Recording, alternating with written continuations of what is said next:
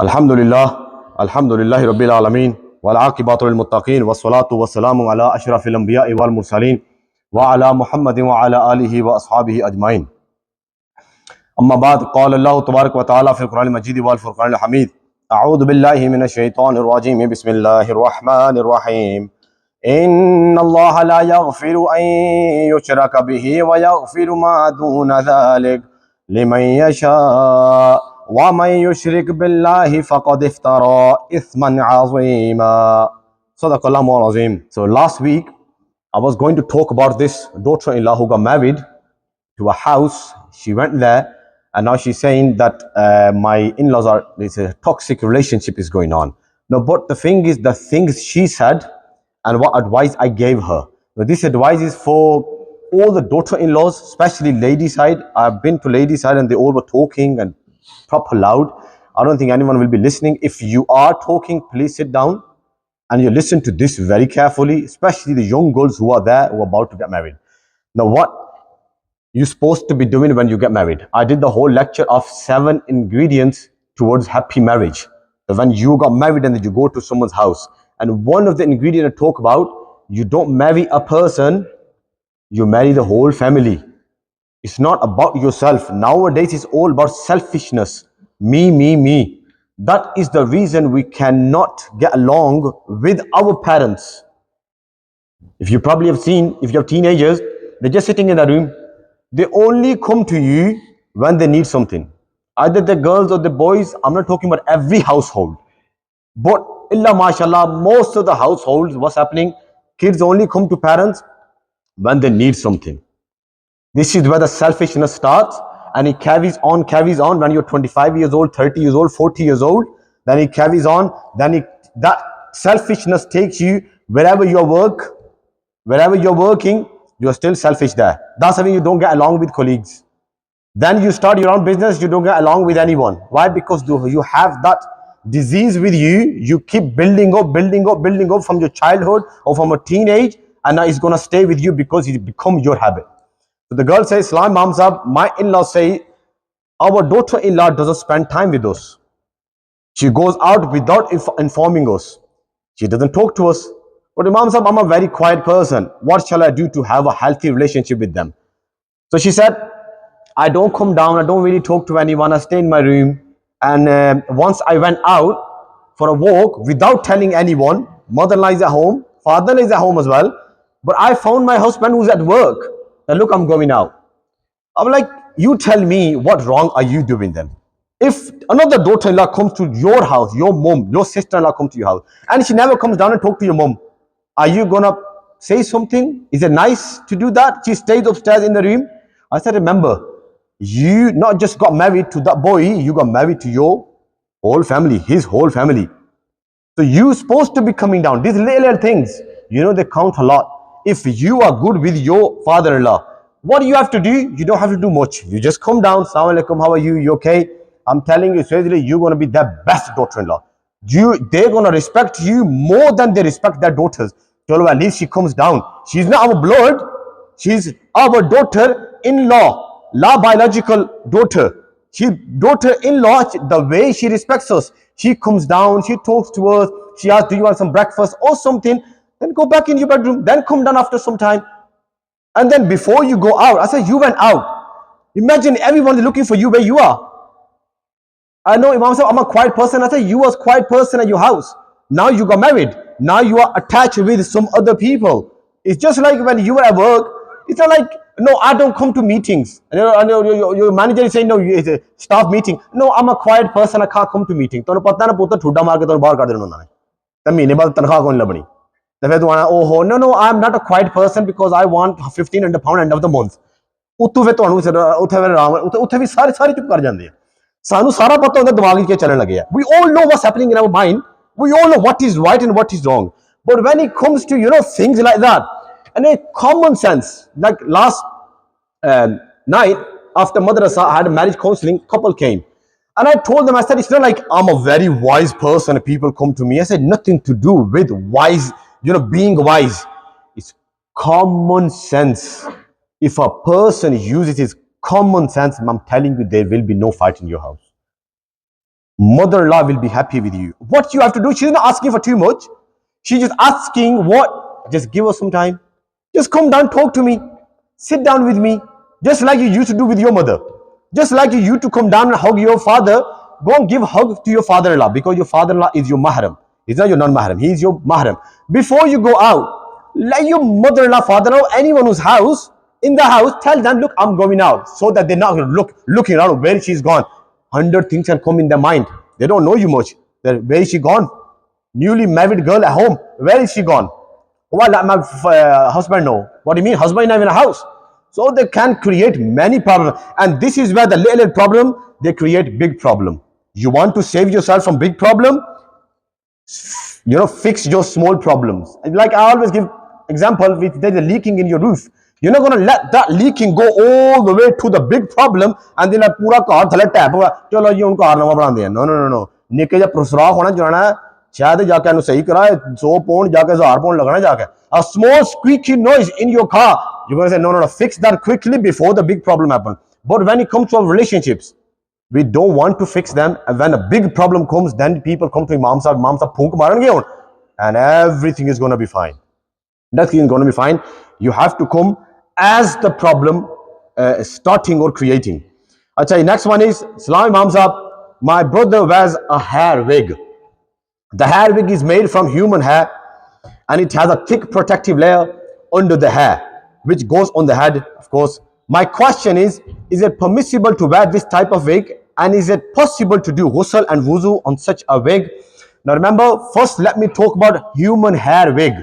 It is haram to wear human hair wig. It is the hadith of Rasulullah sallallahu alaihi wasallam. Then baal gundne wali or gundwane wali, the one who puts the extension and the one who helps to put an extension, like beauty parlor people. Human hair, Rasulullah talking about human hair. It is haram. May Allah curse upon them. Rasulullah said, may Allah curse upon them. So you cannot use human hair with your hair. Either you are extending your hair or you are using your hair to, let's say, ganj ho gayi, bande di sari tind ho gayi hai. So you got no hair left, bald head. So you want to use hair. What you can do is you can use other wig which is made of, let's say, animal hair, as long as it's not najasul ain. It is not the hair on a made of the pig hair, not the pig hair. Other animal, that's fine, that's okay. Or artificial hair, that's fine, that's okay. You can use an extension according to Abu Hanifa. Artificial hair or any animal hair other than pig, but human hair you cannot use. That's haram, using human hair according to this hadith. Now that's one answer to the question, that he's using human hair, that's haram anyway. Now let's say you are using a normal wig, which is made of like fake hair or animal hair. If something gets attached to your body, is attached to your body permanently, that it cannot come off, that becomes the part of your body. Now when you take bath or you do wuzu, even though you're doing masa on top of those hair, that's fine, top of the wig. Or let's say you got fake teeth and they attach, they cannot come off, you can do ghusl, wuzu. That teeth is actually your real teeth now. Those hair are become your real hair. You don't have to take them off and do your masa or do ghusl. But one thing is, it's attached but not permanently. It can come off, even though not easily, little bit difficult, not too much, little bit difficult. He said it's a glue. You can't take it off after like few days. After he has to take that off. You have to take it off. Then you take ghusl if you have to take fard ghusl, or if you have to do wudu, then you have to do masa on your head, 1/4 of your head. Of course, you have to do masa on 1/4 of your head. That is fard. So that's the answer to the second question, or in this question. I'll tell you this question. Many probably students, they will use that. It's a little bit long question. I'll try to finish it quickly. Salam Mamsa, my daughter has graduated from university this year. During her studies, she on a number of occasions used Chat GPT to assist in the completion of her essays. During a 4-year course, she was also working at the university as part of her placement year. She has mentioned that the interview for the placement role, she used answers that were provided on ChatGPT.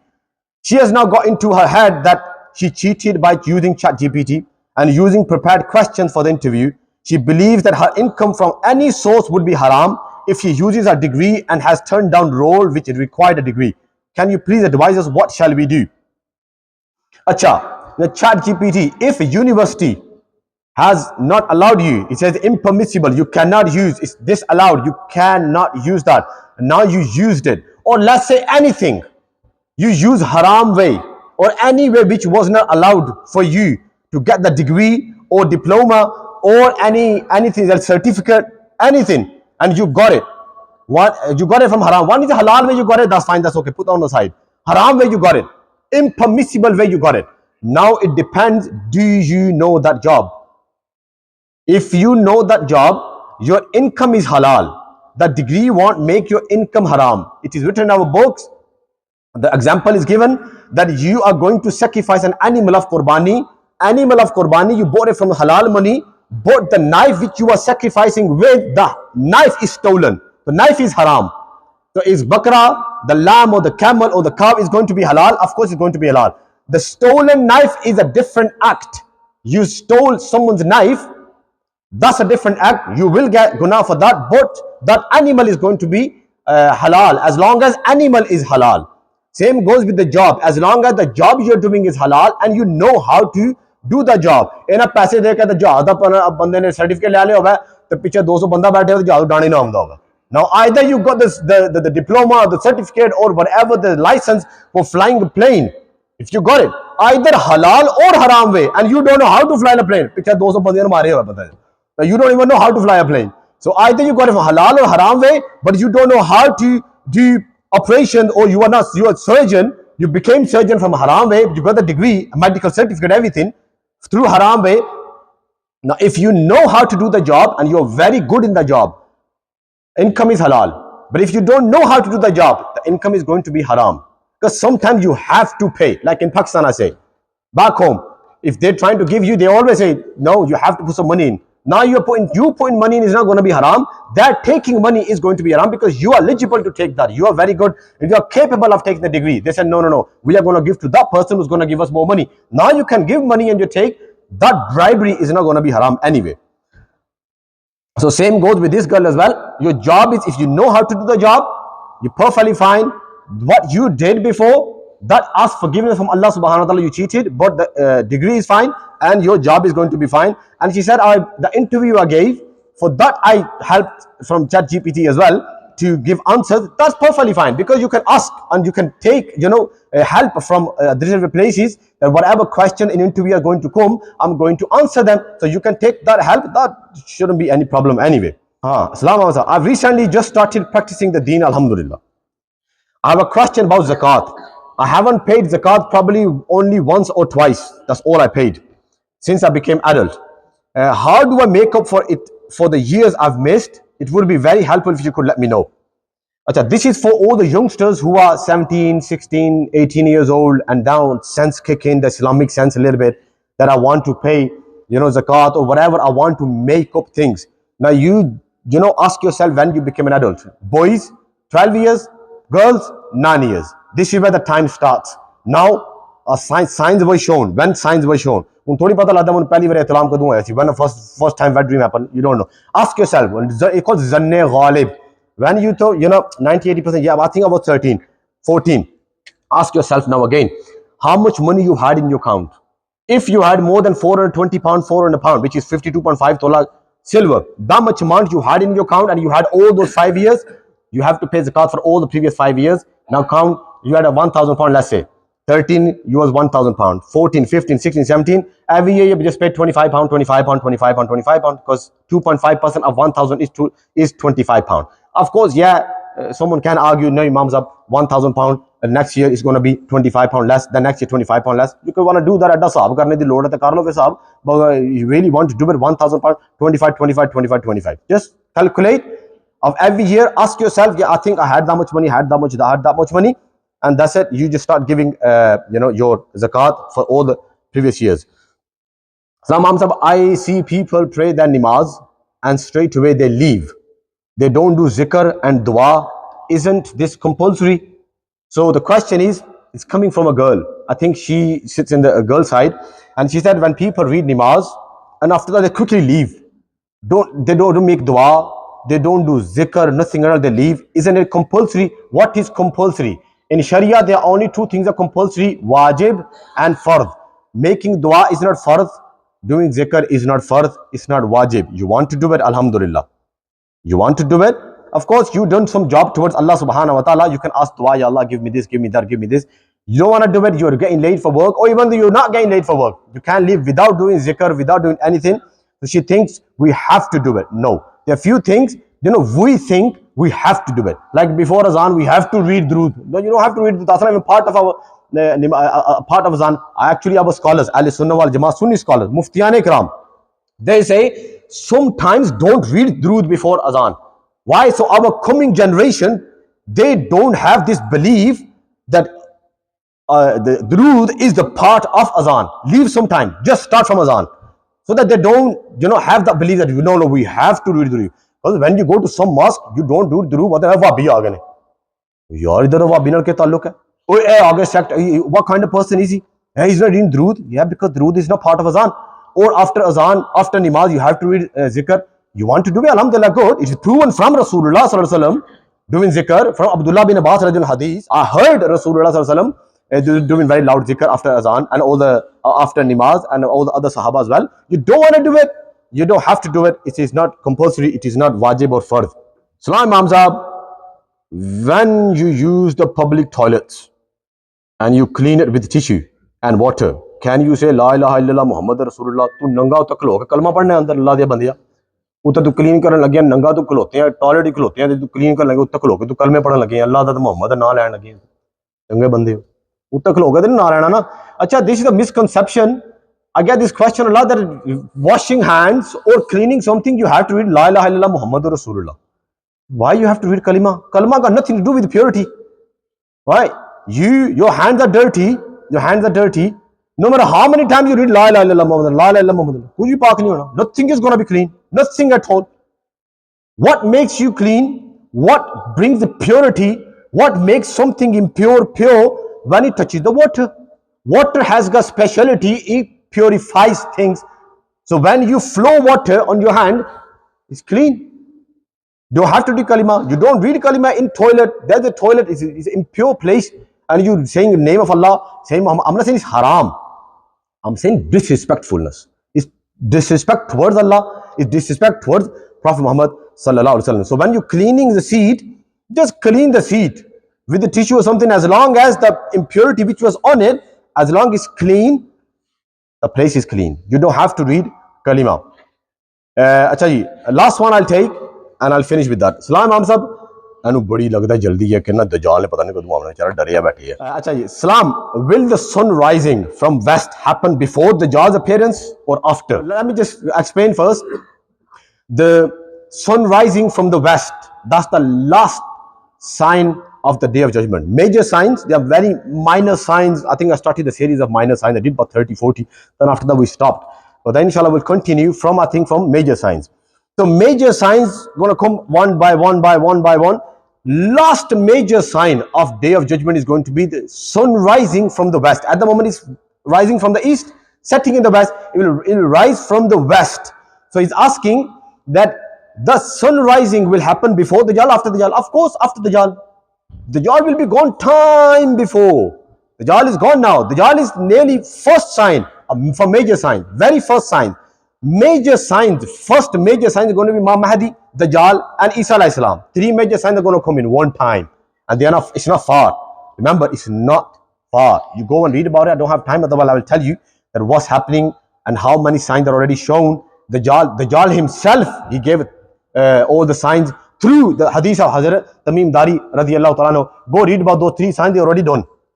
Nearly, the Sea of Galilee is going anyway. That's nearly done. All the way gone to lowest level. They're not taking water anymore from that. Why? Because there's not much water left to pumping out and they're giving it to their fields. So pretty much all the signs are done. But that's going to be the very early sign. The sun rising is going to be the last sign. Like hadith of Rasulullah sallallahu alaihi wasallam, the doors of forgiveness are open until your last breath or until the sun is going to rise from the west. As soon as sun rises from the west, doors of forgiveness closed. No matter how much those who are Muslim will stay Muslim, those who are non-Muslim will stay non-Muslim. After that 40 years, life will stay on, and then no babies are going to be born. Why? Because Qiyamah will take place upon every person who's going to be 40 years old. So after sun rising, there will be 40 years. After the day of judgment will take place, and the day of judgment is not going to take place. Remember, last thing, Qiyamah is not going to take place upon Muslims.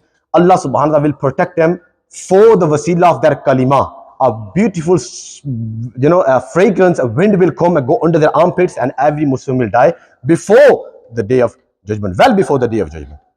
ठीक है जी, जज़ाकल्लाहु खैर, वमा अलैना इल्लल बलागुल मुबीन.